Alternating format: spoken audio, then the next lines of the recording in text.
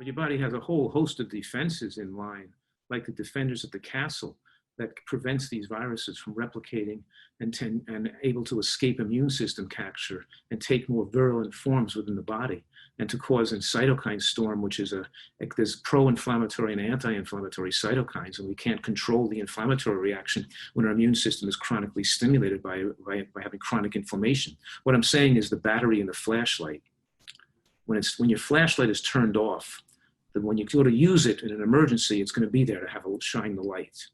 If you're chronically running the flashlight on operating on a low usage all the time, when you go to use it in an emergency, it's not going to work very well. And people's bodies are chronically inflamed due to a pro-inflammatory diet and not eating. And let me make this clear so people understand this better. The acronym G-BOMBS, which I mentioned earlier, but I want to go through that one more time more slowly, because you're asking me, exactly the nutrients people need. How do we build this immunity up? And GBOMBS. These just highlight the most anti-cancer immune supporting foods on the dietary landscape.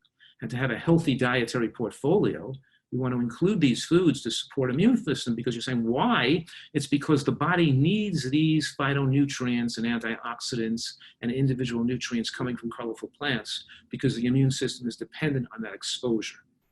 And so you can't just get it from the inside of a vitamin pill or eating Life cereal or some kind of, Ensure or something. You can't just drink it or take it. You have to actually eat real food.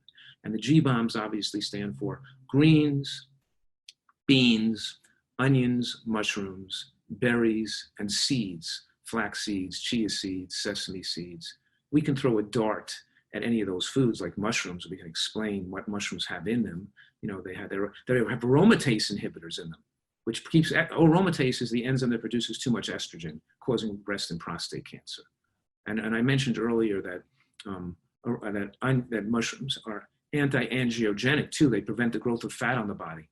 See, fat cells are promoted by insulin, by eating, processed carbohydrates and oils, which drive fat cell growth.